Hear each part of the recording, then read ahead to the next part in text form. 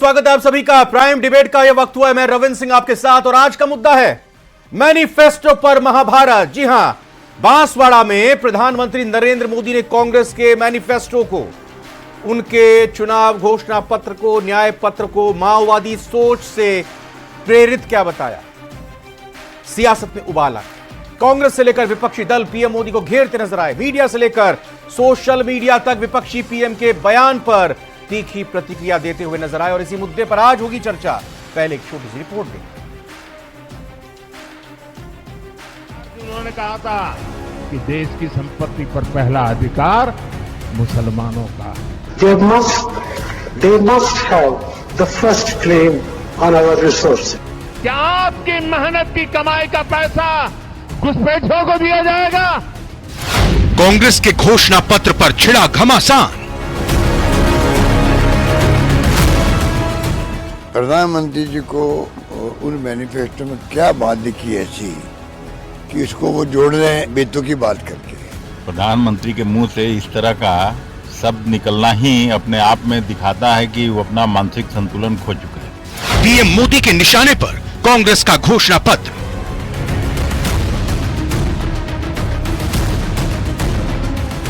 कांग्रेस ने कहा घोषणा पत्र में नहीं हिंदू मुसलमान का जिक्र।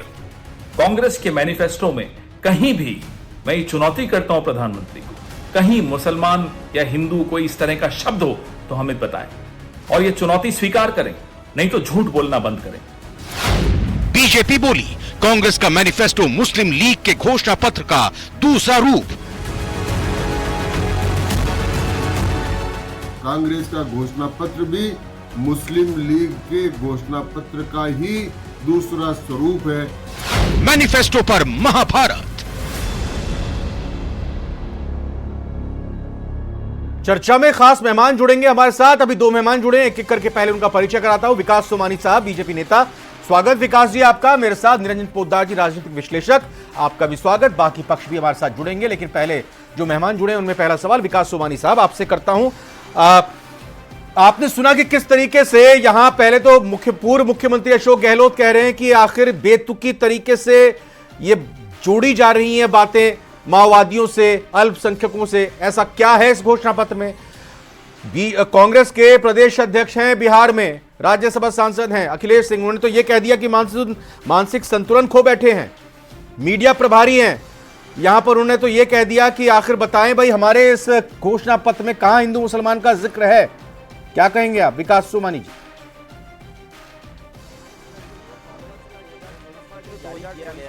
उसके पेज नंबर आप 7 पे देखेंगे और अल्पसंख्यक के बारे में जो स्पष्टीकरण किया गया है, बताइए क्या लिखा है, बताइए। मौलाना आजाद छात्रवृत्ति को प्रारंभ किया जाएगा और मौलाना आजाद छात्रवृत्ति जो है उसको और बढ़ाया जाएगा, उसके प्रति जो लिखा गया है। और अल्पसंख्यकों की बात बार बार की गई है। संविधान के जो अनुच्छेद है 15, 16, 25 और 30 के बारे में उसमें हवाला दिया गया है और बार बार उसमें यह कहा गया है। तो ये बताइए, आप जिन योजनाओं के लिए पीएचडी करें या एमफिल करें या राष्ट्रीय स्नातक जो शिक्षा करें या विदेश जाके शिक्षा करें, तो उनको विशेष प्रावधान देने की जो जहां तक बात की गई है वो एक सिरे से नकार रहे हैं। तो सिर्फ अल्पसंख्यक और माइनॉरिटीज और सिर्फ मौलाना आजाद छात्रवृत्ति का हवाला देके स्पष्ट रूप से अल्पसंख्यक के लिए कहा गया है। अब वो किस मुंह से इस बात को कह रहे हैं कि हमारे मैनिफेस्टो पे नहीं है, लेकिन अब इसको बढ़ावा देने के लिए और बार बार की हम अल्पसंख्यक को इनको सम्मान देंगे, ये तो कॉन्स्टिट्यूशन का हिस्सा है, तो वैसे भी सम्मान दे रहे हैं। लेकिन अब बार बार क्या आपने भी बारीकी से देखा है कांग्रेस के इस घोषणा पत्र को, और जो विकास ये बात कह रहे हैं आपकी भी नजर में आई है वो? और दूसरी चीज सर, ये भी सवाल कि क्या बीजेपी को अगर ऐसी चीज है तो चुनाव आयोग में जाना चाहिए, जा सकती है वो?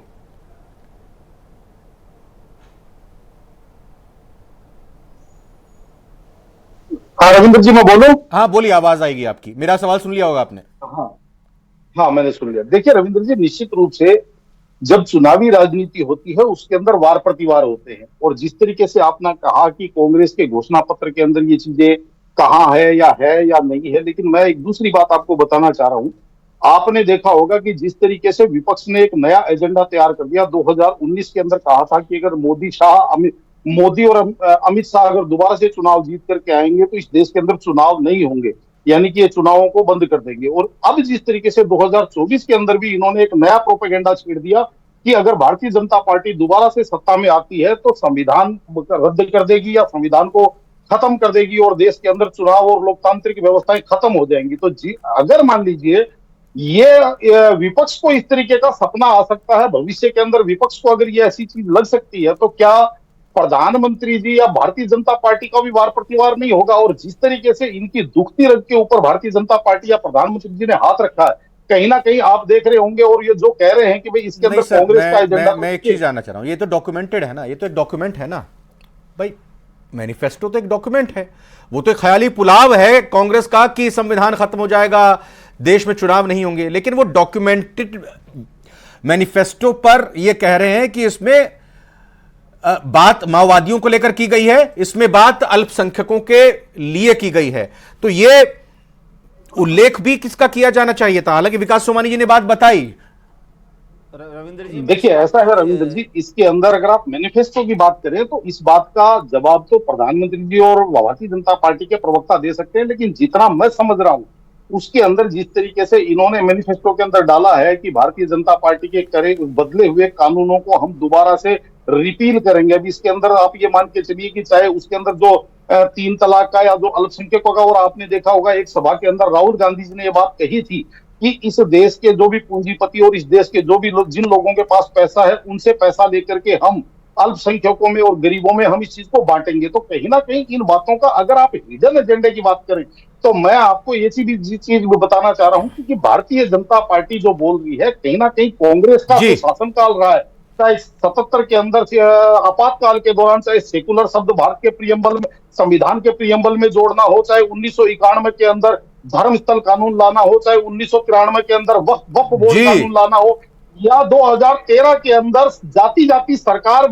दिल्ली वक्फ बोर्ड को मनमोहन सिंह की सरकार के द्वारा लगभग 30,000 करोड़ की एक्स्ट्रा संपत्तियां बिल्कुल, यानी कि वो करें तो ये सारी बिल्कुल सही बात है। कहावत भी है लीला को लेकर, जो है मैं यहां नहीं कहना चाहता, लेकिन दूसरी बात यह है विकास सोमानी साहब, अगर आपको ऐसा लगता है कि इसमें एक वर्ग विशेष की, अल्पसंख्यकों की बात की जा रही है, क्योंकि ये इजाजत नहीं है कि आप किसी जाति या धर्म के आधार पर वोट मांग सको, तो क्या बीजेपी तैयारी कर रही है चुनाव आयोग में शिकायत करने की, या फिर ये बस बयानों के जरिए ही, आरोप लगाने के जरिए ही बात रखी जाएगी?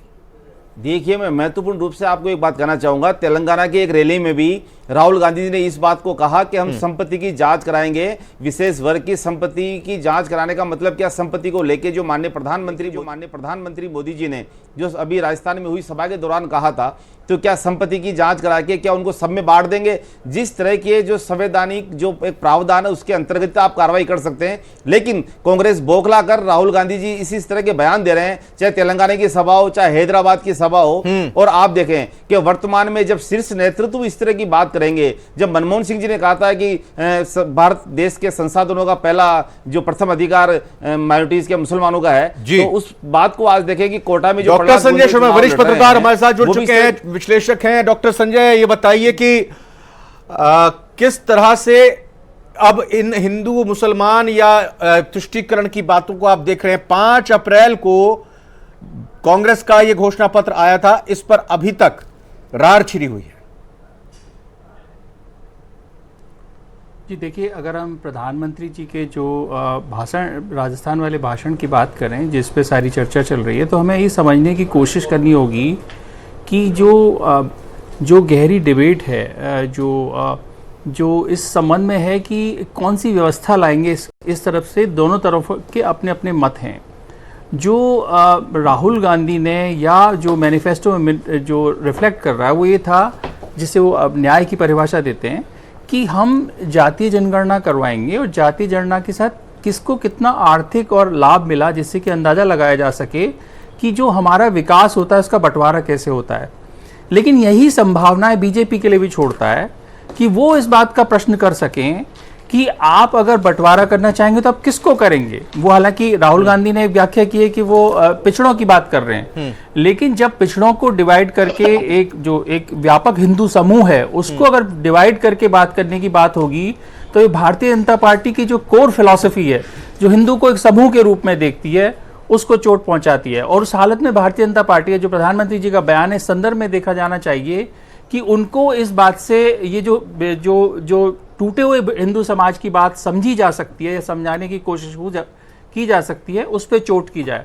तो उसका उनका तरीका जो है वो हिंदू मुस्लिम के रूप में उन्होंने पेश किया है। असल बात उस कोर कॉन्स्टिट्यूएंसी को एड्रेस करने का मामला है, जो दोनों पार्टी करने की कोशिश कर रही हैं, जो अलग अलग रूप में आपको थोड़ी सी इस ढंग से भी दिखती है, जो शब्दों के चयन में कि आपको कई बार ऐसा लगेगा कि शायद ये शब्द नहीं इस्तेमाल होने चाहिए, खासतौर से प्रधानमंत्री जैसी हैसियत के लोगों से। लेकिन सच्चाई ये कि वो उनकी जो कोर फिलॉसफीज हैं उनका क्लैश चल रहा है, जिसको आइडियोलॉजी के नाम पे माना जाता है। और नहीं, जिस तरीके से अभी निरंजन पोद्दार जी ने कहा कि अगर कांग्रेस ये बता रही है, आरोप लगा रही है कि बिल्कुल कांग्रेस अगर ये आरोप लगा रही है कि संविधान खत्म कर देंगे, चुनाव नहीं होंगे इस देश में, तो बीजेपी ने भी अपनी तरफ से ये नैरेटिव रखा है, ये मानकर चल रहे हैं कि अगर इनके घोषणा पत्र में इस बात का जिक्र है जातीय जनगणना कराएंगे और विकास का बंटवारा कैसे होगा, तो बीजेपी को भी पूरी स्वतंत्रता है अपने तरीके से एनालाइज करने की। देखिए, वो मेरा यही कहना है कि बीजेपी भी जब बंटवारे की बात आएगी तो ये प्रश्न दोनों तरफ से उठेगा कि बंटवारा किसका और किसको मिलेगा। वहां अपने अपने नजरिए हैं दोनों पार्टीज के, कि एक पार्टी ऐसा मानती है कि बंटवारा हमें इन लोगों को करना है जिन्हें वो क्लासिफाई करने की कोशिश कर रहे हैं, दलित और पिछड़े और इस तरह के। लेकिन साथ साथ ये प्रश्न भी उठता है कि अगर मनमोहन सिंह जी का, हालांकि मनमोहन सिंह जी का बयान जिस तरह से पेश किया जा रहा है, वो बयान उसमें साथ में पिछले दलित भी थे, वो बयान उस तरह से पूरी तरह ठीक नहीं है, लेकिन फिर भी ये सवाल उठता है। और देखिए, आप मान के चलिए, विकास अपने आप में समस्या नहीं है, विकास तो दुनिया ने बहुत मॉडल ढूंढ लिए, लेकिन विकास का डिस्ट्रीब्यूशन हमारे कॉन्स्टिट्यूशनल प्रीएम्बल के हिसाब से हो रहा है नहीं हो रहा, ये वाइडर राजनीतिक चर्चा का विषय है। और जो होनी चाहिए, बस शब्दों की थोड़ी सी अच्छी चॉइस हो सके तो वो बेहतर हमें एजुकेट करेगी नागरिक। राजेंद्र आर्य जी, शुरुआत हो चुकी थी पहले ही कि मुस्लिम लीग का ये विचारधारा से प्रेरित नजर आ रहा है कांग्रेस का मैनिफेस्टो। सवाल अब ये उठ रहे हैं कि आपका इस मैनिफेस्टो के जरिए एक समाज विशेष को, वर्ग विशेष को, अल्पसंख्यकों को देश की संपत्ति में पहला अधिकार देने की बात कही जा रही है। इस बात का अगर जिक्र कर रहे हैं तो फिर आपकी तरफ से सफाई आनी चाहिए। देखिए रविंद्र सिंह जी, जहां तक जिस 2006 के भाषण को लेकर प्रधानमंत्री जिस तरीके का झूठ लगातार बोल रहे हैं, उस भाषण को लेकर उस वक्त के पीएमओ, जिस पीएमओ में आज प्रधानमंत्री स्वयं बैठते हैं, स्पष्टीकरण आ चुका है। तो प्रधानमंत्री को शर्म आनी चाहिए, इतने बड़े पद पर बैठे, जो कि दुनिया का सबसे बड़ा लोकतंत्र है भारत, उसके प्रधानमंत्री को। आपको पता है रविंद्र जी, जिस तरीके की भाषा प्रधानमंत्री यूज कर रहे हैं, हमारे देश के लोग जो दुनिया में रहते हैं उनका सर शर्म से झुक। राजेंद्र आर्य जी, क्या आपके न्याय पत्र में जातीय जनगणना कराएंगे इसका जिक्र नहीं है? देखिए, अब आप है या नहीं है, मैं आपको बताना चाहता हूं, है या नहीं है, बताइए ना पहले। सुनिए पूरी। और क्या उसमें यह जिक्र नहीं है कि जातीय जनगणना करने के बाद हम विकास का बंटवारा कैसे हो, किस वर्ग को, किस समाज को, किस जाति को, किस धर्म को, इसमें उल्लेख नहीं है, लेकिन विकास का बंटवारा कैसे हो, इसका मतलब क्या है सर? लोग करेंगे ना एनालाइज इसको। तो मैं सिर्फ आपसे इतना पूछना चाहता हूं कि विकास का बंटवारा कैसे हो? क्या एक अडानी को पूरी की पूरी संपदा दे दी जाए, ये विकास का बंटवारा आपके हिसाब से? बताइए विकास जी, ये आपके हिसाब से विकास का बंटवारा है? मैं क्या पूछ रहा हूं आपसे, आप बताइए, क्या अडानी को सारे के सारे? ये तो सवाल बीजेपी ने उठाया ना, जवाब वो देंगे ना। विकास जी बताइए। नहीं, मैं आपसे पूछ रहा हूं ना, आप कह रहे हो कि विकास का बंटवारा। अरे आप ये बताइए, आप इनसे जो आप सवाल पूछ रहे हैं उनका जवाब नहीं दे रहे हैं और बेबुनियाद बातें कर रहे हैं। जो जिनकी आप बात कर रहे हो, 70 साल आपकी सरकार थी, उस वक्त का विकास का बंटवारा आपने सही से नहीं किया, उस वक्त क्यों नहीं किया था आपने? अरे 10 साल, अब ये याद आ रहा है आपको? 10 साल का हिसाब तो मांग लो। अरे आप मैनिफेस्टो बोलिए, मैनिफेस्टो पे आपने अल्पसंख्यक के लिए वो बताइए। 10 साल का हिसाब मांग नहीं पा रहे हो आप। अरे जनता करेगी हिसाब, जनता करेगी, बीजेपी का भी सबका हिसाब जनता करेगी सर, हम नहीं होते कोई हिसाब करने वाले। रविंद्र जी पूछ रहे, इसका जवाब दीजिए। झूठ बोल रहे हैं प्रधानमंत्री। अरे आपके पास कोई तथ्य बताइए, फैक्ट्स बताइए, झूठ क्या होता है आप बोलिए ना, मैनिफेस्टो बोलिए। अल्पसंख्यक, अरे राजेंद्र जी आप आपके मैनिफेस्टो में बताइए, आप बोलिए आपके मैनिफेस्टो पे। अगर उसके अंदर कहीं पे भी हिंदू मुसलमान लिखा हो, पेज नंबर 7 पे मौलाना आजाद छात्रवृत्ति के बारे में आपने लिखा है और 15, 16, 25 संविधान के बारे में स्पष्ट रूप से लिखा है। आपने पर्सनल लॉ बोर्ड की जो आजादी थी 1936 में लिखी गई थी, उसके बारे में इसमें लिखा हुआ है। आप आपके के आप बात बताइए ना। मैं पूछ रहा हूँ ना आपसे, तो प्रधानमंत्री को चुनौती दी हमने कि हमारा मैनिफेस्टो पढ़ो और उसके बाद बात करो। तो प्रधानमंत्री झूठ बोल रहे हैं 2006 के भाषण को लेकर। आपके मैनिफेस्टो का पेज नंबर 7 और 8 पढ़िए आप। 7 और 8 का पूछिए रविंद्र जी क्या लिखा है, इनको पूछिए आप। देता है वो आज ये सिर्फ बोल रहे हैं, आप पढ़ के बताएं। भाषा का इस्तेमाल करते हैं। विकास सोमानी जी, मैं थोड़ा वक्त देता हूं आपको, मैं आपको वक्त देता हूं। 7 और 8 नंबर जरा निकालिए, आप निकालिए इतने में यहाँ पर सवाल, और उसमें जहां पर आपको डाउट है उसका आप यहाँ पर अपनी बात रखिए। राजेंद्र आर्य जी भी सवाल भी उठाएंगे और जवाब भी देंगे। बिल्कुल, ये बोले जा रहे हैं, बस इनके पास फैक्ट्स नहीं है, ये मैनिफेस्टो पढ़ा नहीं है, उसमें लिखा। अरे आप ये सिर्फ रटाई बात बोल रहे हैं रविंद्र जी, इनको मैनिफेस्टो का न तो लास्ट पेज पता है कांग्रेस का, न फर्स्ट पेज। आप निकालिए ना विकास जी, आप लेकर आए होंगे, मुझे पता है। आप प्रवक्ता के तौर पर आए, अपनी बातों को रखिएगा सामने से। और देखिए, मैं राजेंद्र पोद्दार, माफ किया निरंजन पोद्दार जी, राजेंद्र आर्य जी का ये कहना, ये चुनौती देना कि आप बता दीजिए भाई इसमें हिंदू मुसलमान का कहीं जिक्र हो तो। रविंद्र जी, एक मिनट प्लीज निरंजन जी, कहीं भी हिंदू मुसलमान का जिक्र हो, चुनौती देते हैं।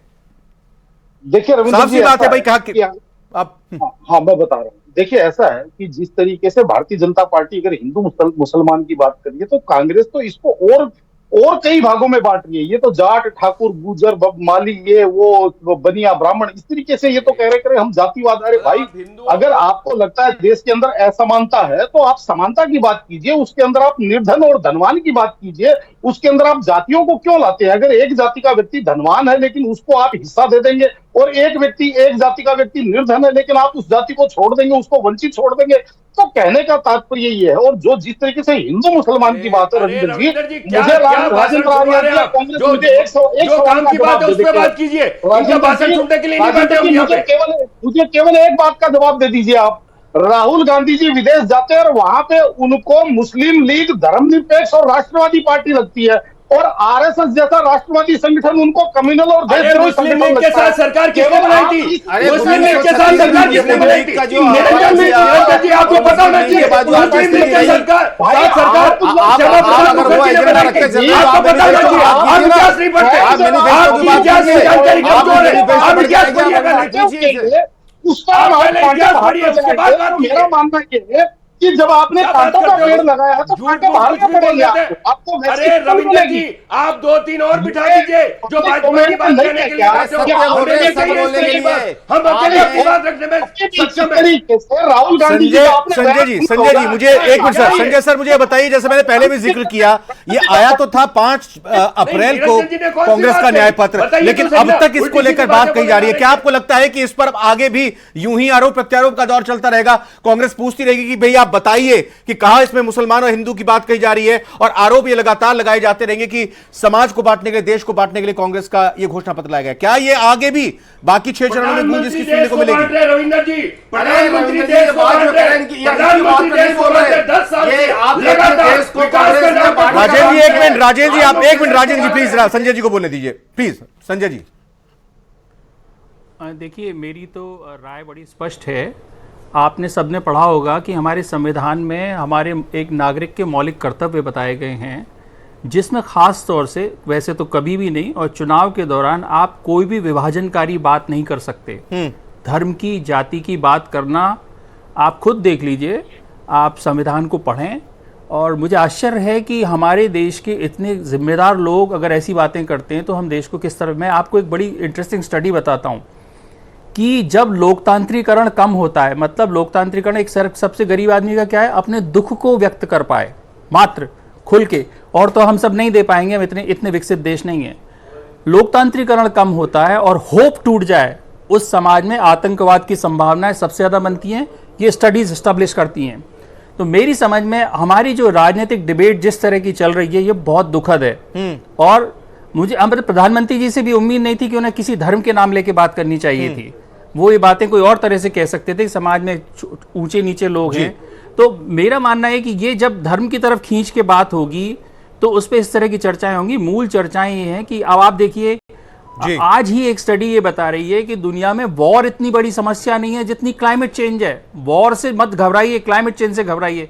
क्या हमारे पूरे इस चुनावी दौर में इसकी बात हो रही है? बिल्कुल कंटेंट नहीं है, कंटेंट यहां पर होना चाहिए जो दिखाई नहीं दे रहा है। अब विकास सोमानी जी, आपत्ति है, और अगर मैं आपको आपत्ति कहती हूं, है तो मैनिफेस्टो जाइए जो है, भाई, कब जा रहे हैं क्षण आप और दें चुनाव आप आयोग हमें। में इसकी शिकायत करने? अगर आपको आपत्ति है तो जाइए ना। रविंद्र जी, जहां आपत्ति है वहां पे चुनाव आयोग में गए भी हैं। और दूसरी बात है कि जब राहुल गांधी जी ने तेलंगाना में जब भाषण दिया तब उन्होंने कहा कि सबकी संपत्ति की जांच कराई जाएगी और उनको बांट दिया जाएगा। तो इस तरह के बेबुनियाद बयान जब दे रहे हैं तो उस बयान का जवाब है, क्योंकि भारतीय जनता पार्टी पूरी ईमानदारी से गरीब कल्याण के लिए काम करती है और कांग्रेस जो भय, भूख और भ्रष्टाचार की दुकान के अलावा कुछ नहीं बिकता। आप जिस तरह की स्थिति है, जो राहुल गांधी जिस तरह की बातें कह रहे हैं, तो वो इसी से प्रकट हो रहा है क्या माओवादियों के अर्बन नक्सली के चुंगल में कांग्रेस का घोषणा पत्र फंस चुका है। और कांग्रेस का घोषणा पत्र में कहना चाहूंगा रविंद्र जी आपके सामने कि कांग्रेस के घोषणा पत्र हमारे साथी पढ़ के आते तो पेज नंबर 7 और 8 में अल्पसंख्यकों के लिए जो स्पष्ट रूप से इन्होंने लिखा है, पर्सनल लॉ बोर्ड की जो आजादी है, आप देखेंगे 1936 में जो मुस्लिम लीग के अंदर पर्सनल लॉ बोर्ड के लिए अल्पसंख्यकों की जो बात इन्होंने कही व्यक्तिगत रूप से, और मौलाना आजाद छात्रवृत्ति को जिस तरह से इन्होंने बार बार हवाला देके, तो ये आप पवन खेड़ा जी कोटा में कांग्रेस के रूप में अपनी बात को कह रहे थे, वो तो वो कह रहे थे कहां लिखा हुआ। अरे भाई आप क्या बताइए राजेंद्र आर्य जी, इसका जवाब पढ़िए। कांग्रेस के जो बयान दिया उसका जवाब दीजिए। 7 और 8 पढ़ेंगे नहीं। और एक बात और सुनिए, इनके बाद में इनका एक मैनिफेस्टो में लिखा है कि हाथ बदलेंगे हालात। अब हाथ बदलेंगे हालात, इन्होंने तो बदल दी पूरी जमात। आप देख रहे हैं कि बोलिए राजेंद्र जी, इसका जवाब दीजिए। देखिए किस तरह के बयान दे रहे हैं, आप पूछिए इनसे आप मैनिफेस्टो के बारे में। राजेंद्र मैनिफेस्टो पढ़ने के बजाय राजेंद्र जी प्लीज एक मिनट, समय नहीं है मेरे पास। राजेंद्र जल्दी देखिए प्रधानमंत्री जैसे पद पे बैठे व्यक्ति से इस तरीके की भाषा की और झूठ की अपेक्षा नहीं की जा सकती। दुनिया के अंदर हिंदुस्तान का सर शर्म से झुक जाता है। मैं ये पूछना चाहता हूं, राहुल गांधी करें तो ठीक है, अगर वो जा रहे हैं और कह रहे हैं कि यहाँ पर जो संपत्ति होगी उसका पता लगाएंगे, उसका बंटवारा बराबर करेंगे। प्रधानमंत्री अगर ऐसी बात करता है, सुनिए मेरी बात, देश का प्रधानमंत्री अगर कोई बात करता है तो उसके ऊपर दुनिया की मोहर लगाती है और पूरे देश की बात होती है वो। और प्रधानमंत्री इतनी घटिया और घृणित बात करता है तो देश का जो ये चुनाव आयोग है कब कार्रवाई करेगा? बिल्कुल, ये जाहिर तौर पर जिन मुद्दों की बात चुनाव में होनी चाहिए, चाहे राजनीतिक दल कोई भी हो, वो उठाई जानी चाहिए और इस तरह के आरोप और प्रत्यारोप पर अपनी बातों को नहीं रखना चाहिए। उम्मीद जनता को यही है। चुनाव बड़ा लंबा है और इस तरह की बेमानी बातों से कुछ भी जनता को नहीं हासिल होने वाला है। चारों मेहमानों का बहुत बहुत धन्यवाद करना चाहूंगा। फिलहाल आज प्राइम डिबेट में इतना ही। बने रहिए न्यूज़ 18 राजस्थान के साथ मैनिफेस्टो पर। हाँ बात